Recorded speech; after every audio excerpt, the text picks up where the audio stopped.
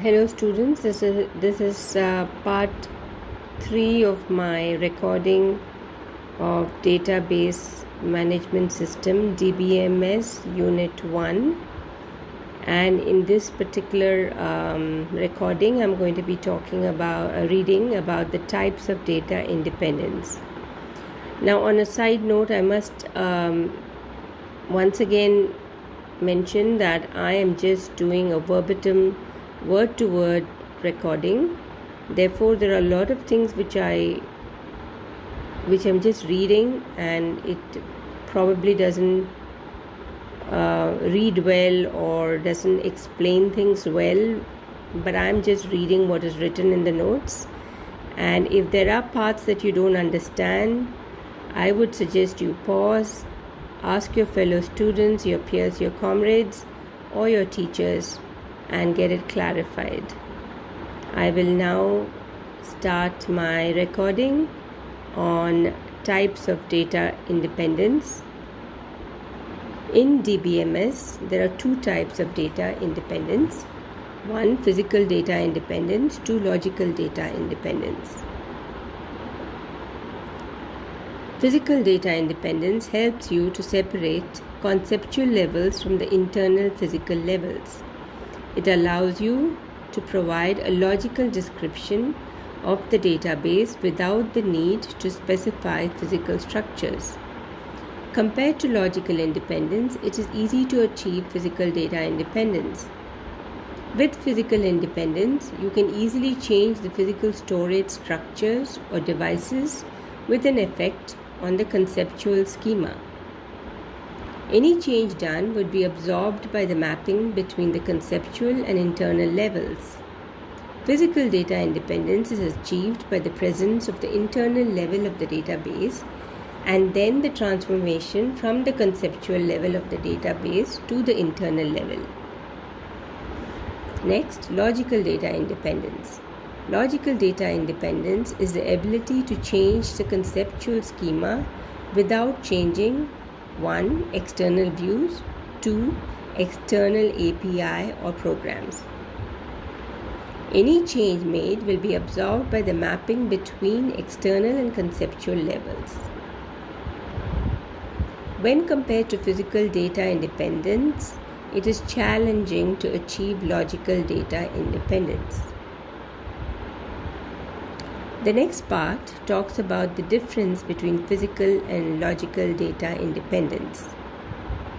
Here, I am just going to read what is written because it doesn't very clearly state the difference, but I'm going to read what is written here, and please compare notes with your friends.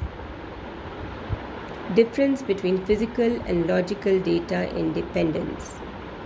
Logical data independence is mainly concerned with the structure or changing the data definition, mainly concerned with the storage of the data. It is difficult as the retrieving of data is mainly dependent on the logical structure of data. It is easy to retrieve.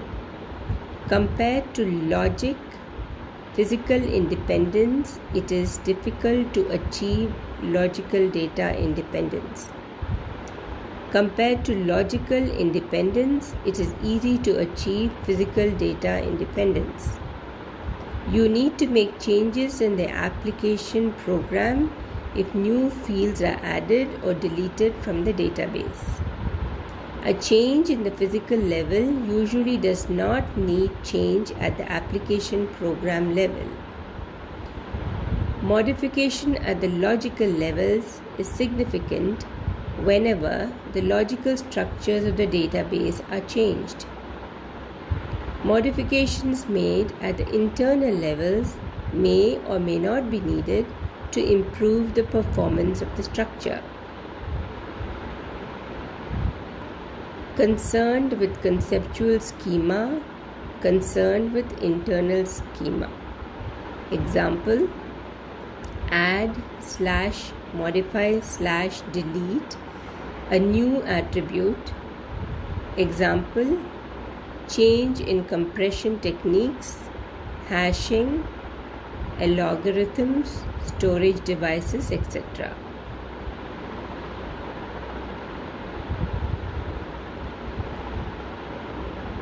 Next, the topic jumps to distributed database, and I will go ahead and read it here. A distributed database is a database in which data is stored across different physical locations. It may be stored in multiple computers located in the same physical location, example a data center, or may be dispersed over a network of interconnected computers.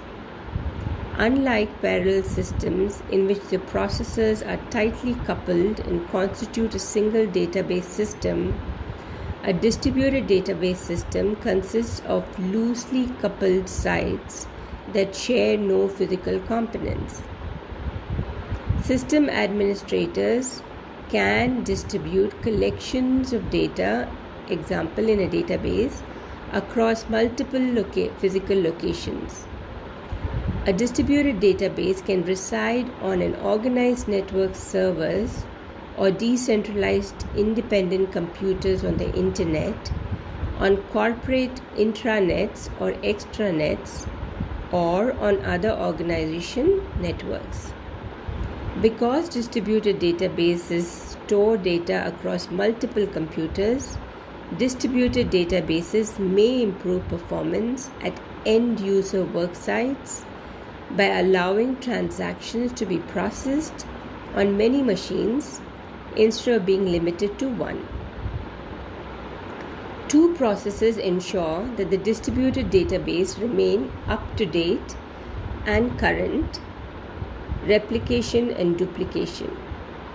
I think that is the next topic.